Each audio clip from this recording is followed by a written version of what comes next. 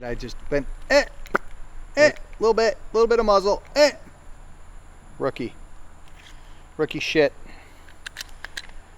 I'm gonna have to give myself extra push-ups for that one.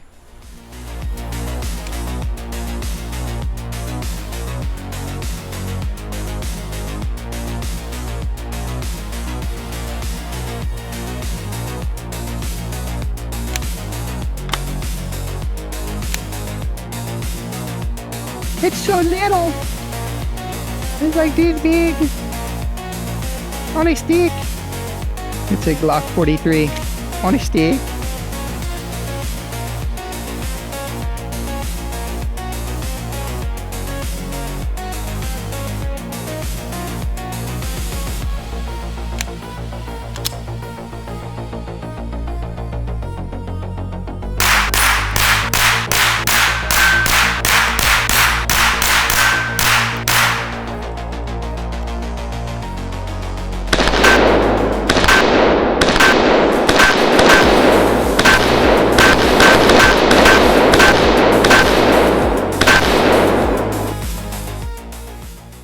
Both eyes open, there's a good rhythm, hit all the targets. It was nice little staccato, good transitions.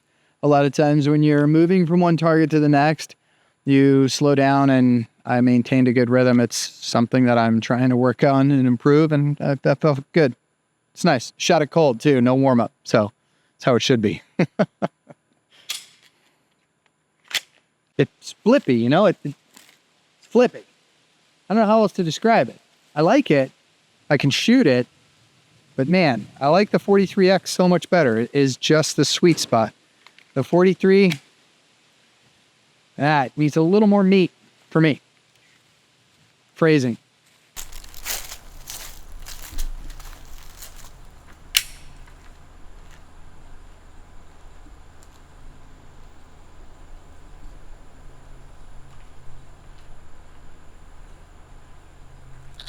Hey, this is Brad Colbert, the Iceman. Welcome to another edition of Carry On Podcast.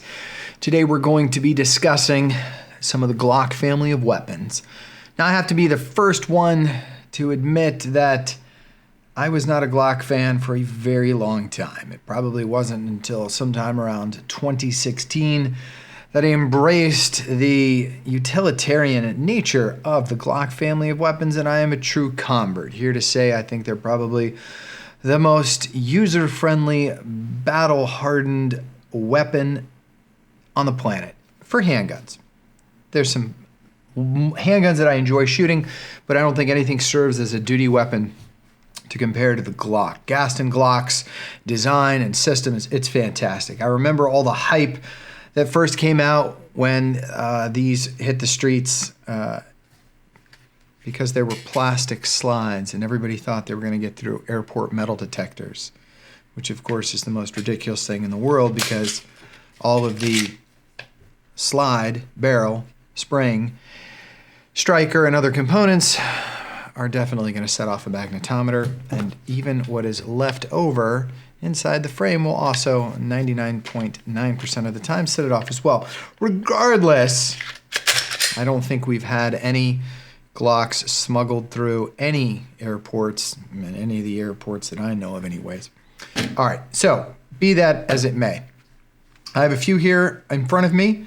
I'm just going to explain some of the things that I enjoy about them, why I like these weapons. We'll talk about some of the modifications that I've decided to apply and a little bit of differences on carrying because, I mean, at the end of the day, most people choose a handgun because they want to carry it on their person. I hope that you're carrying concealed. I don't necessarily want to tell folks not to carry exposed, but I am not a fan. I think that if you are going to carry a weapon for self-defense, it should be hidden for a whole host of reasons. First and foremost, you don't want to advertise you're the armed person.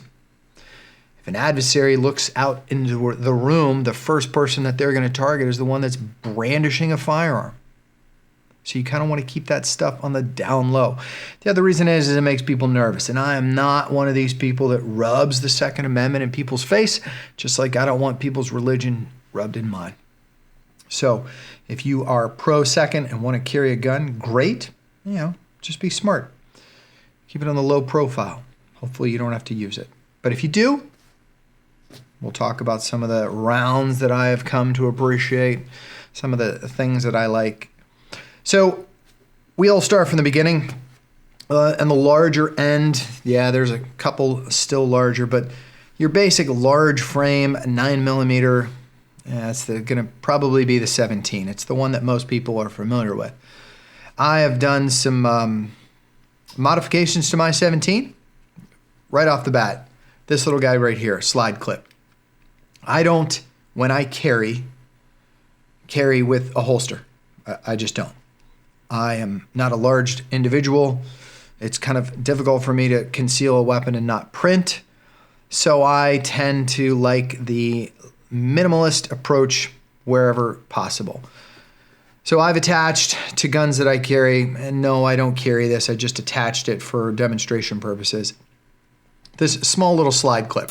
It allows you to carry inside the waistband, and the spring nature of the clip pinches the waistband of your jeans, your shorts, your whatever you're carrying in, and holds the weapon in place. I carry appendix. That's just how I do it. And I like the slide clip. It allows for fast draw, doesn't get hung up on any bailer or self-locking mechanism that some holsters have.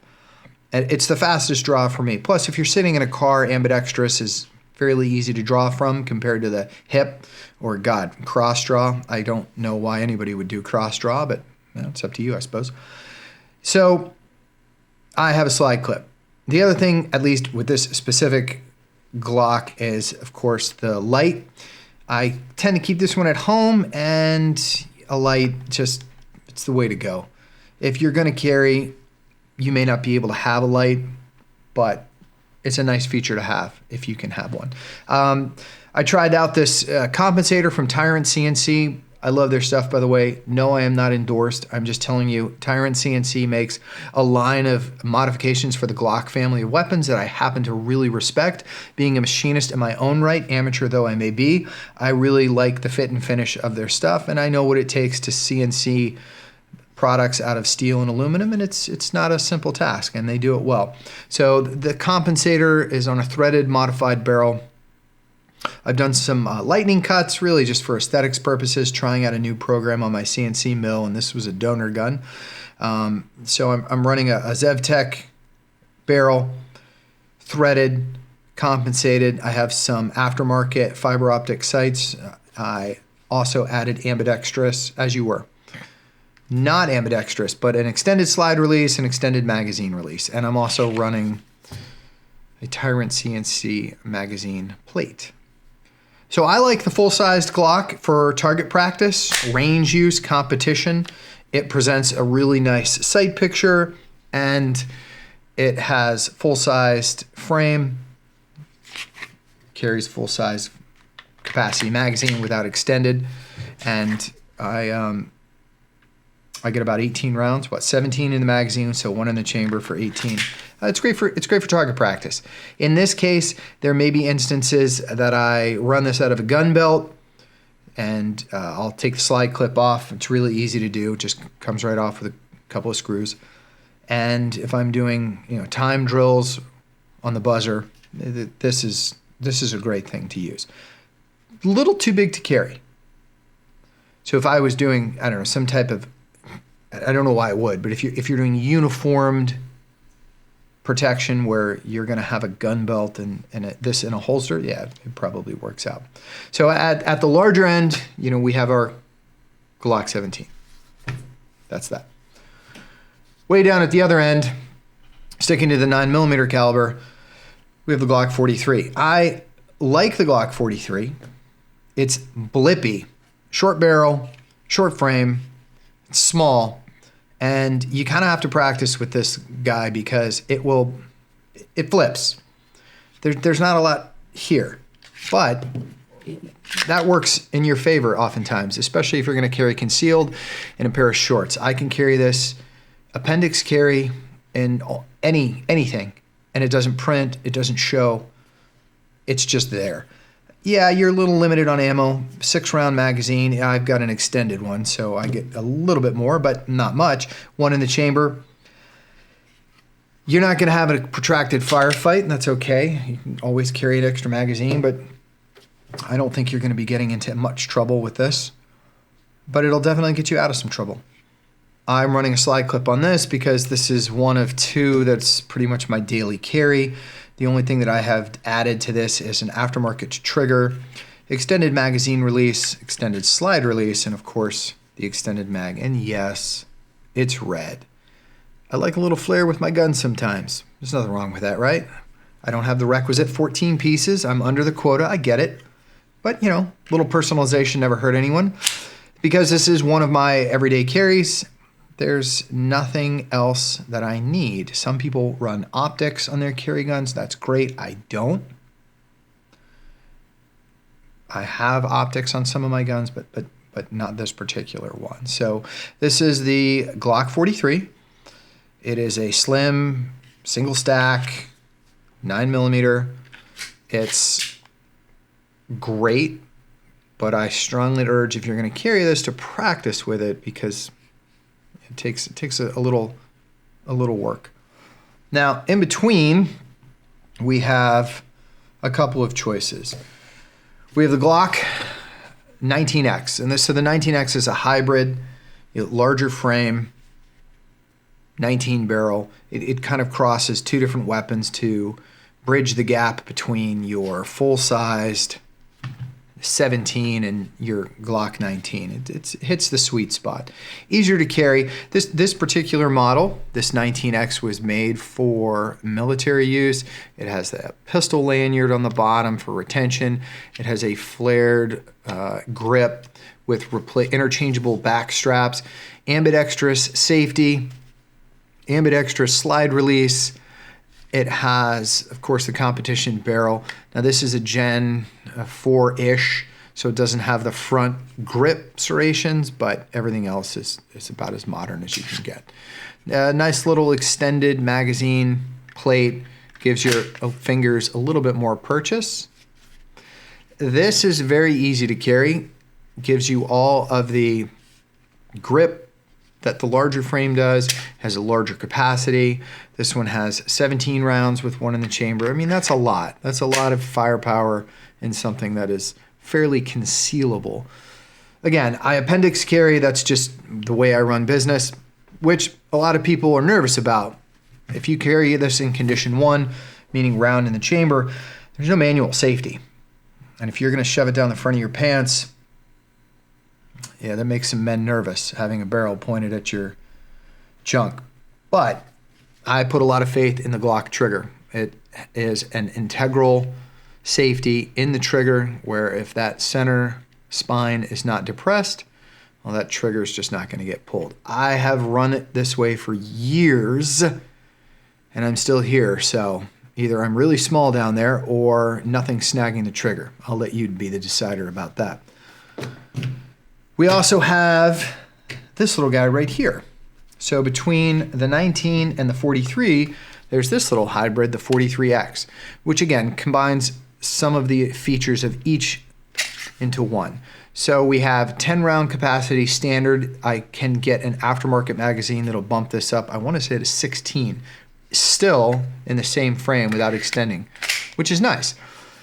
It is a true Gen 5, so I have serrations front and back. They come with MOS models, which means that there's the cutout for the optic ready to go from the factory. A match trigger. Does not have ambidextrous slide release, but it does have the ambidextrous magazine release. It's a great little weapon. You have increased ammo capacity over the 43. It is not as large as our 19, but it still is bigger in the grip. I like this one a lot. In fact, this is my absolute favorite carry gun, the 43X, because it offers you the larger grip, slightly larger frame, larger ammo capacity, but it's not your 19X. These are great as a family of weapons. There's so many aftermarket parts for these. You can personalize these to your own style, your own tastes. You can run optics, you can run lights. This does not have the rail that the larger frames do, but you can still attach lights and lasers in other ways.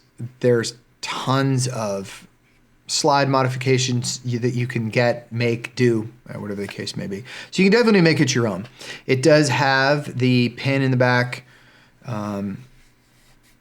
You can, I don't remember if you can put back straps on these or not. I should know that, and I don't. Somebody out there is going to definitely flame me for that one. I know you can on the larger pistols, but I actually don't remember if you can do it on the 43X or not. I think you can. I think so. Anyway. So yeah, this is great. My number one preferred carry gun, the Glock 43X. 9mm, low recoil, great gun. So in the middle, we kind of have two choices that I wanted to discuss. We have the Glock 19X. We have this as and I talked about it in a minute, but this is a nice little bridge the gap between the small frame and the large frame. It's a hybrid between the two. You get a lot of the features of both, and I mean, I think none of the drawbacks. So I would definitely carry this if I needed something with a little more ammo capacity. You can carry 2 or 3 extra magazines and, you know, easily have over 50 rounds should you need it. So last, we have the 47. The 47 is an interesting firearm in and of its own. So this was a commissioned project by Customs and Border Protection. They wanted a weapon to issue to their officers, and it needed to meet certain criteria. It was originally only available to Customs and Border Protection, and then a couple of years ago to the general public, and I scooped one up. Some of the things that are unique about this weapon is it's a full Gen 5, so you have the serrations up front, serrations in back.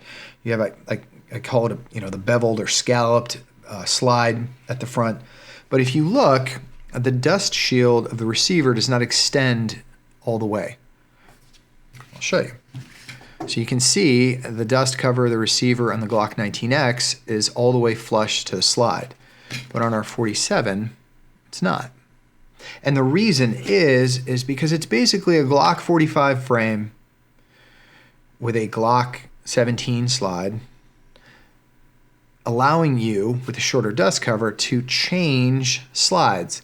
So with one gun, I can run a Glock 19 slide or a Glock 17 slide, allowing me to tailor the weapon for whatever profile I need. Some of the other things that this had that a lot of our factory Glocks don't is flared magazine well. You have full ambidextrous slide release and magazine release.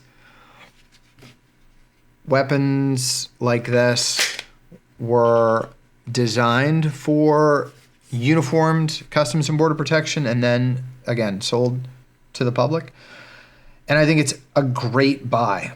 Because, as I said, it's modular. The modularity, it has a Glock 19 guide spring and guide rod. You can change slides. It has the MOS cut out, so you can put an optic straight from the, from the factory. The gun will accept an optic. I haven't modified this at all. I haven't modified the 43 or the 19. These specific ones, I have others that I have. They're not out here today. These are pretty much factory fresh. Just to show you what they look like in their OEM configuration. I really have come to appreciate Glock's engineering, their design, their innovation. I think that the nice thing about the Glock family of weapons is that ergonomically, they're similar across the board, whether it's a long slide 45 caliber or a small 22 or 380, all of them ergonomically feel the same. So I can pick up one, immediately understand the controls intuitively if I transition to another one. Much like the AR-15 platform, M4, if you can run an M16A4 service rifle, you can downshift to anything on the AR-10, AR-15 family of weapons, and it'll be just like second nature. And in that, I really appreciate the Glocks. I don't mind the fact that there's not a dedicated safety, because as I said, the Glock has 3 safety mechanisms, 2 internal and really 1 external in the sense that you can physically see it, and that's his trigger. I run appendix, and I've never had a problem shooting myself down my pants. So as long as you train to a certain style, you shouldn't have any errors. If you are a holster person, great. Just make sure you keep that finger straight and off the trigger. Whether you're drawing from the holster or drawing from appendix, shouldn't have a problem. So last, we're just going to briefly talk about what we're feeding these.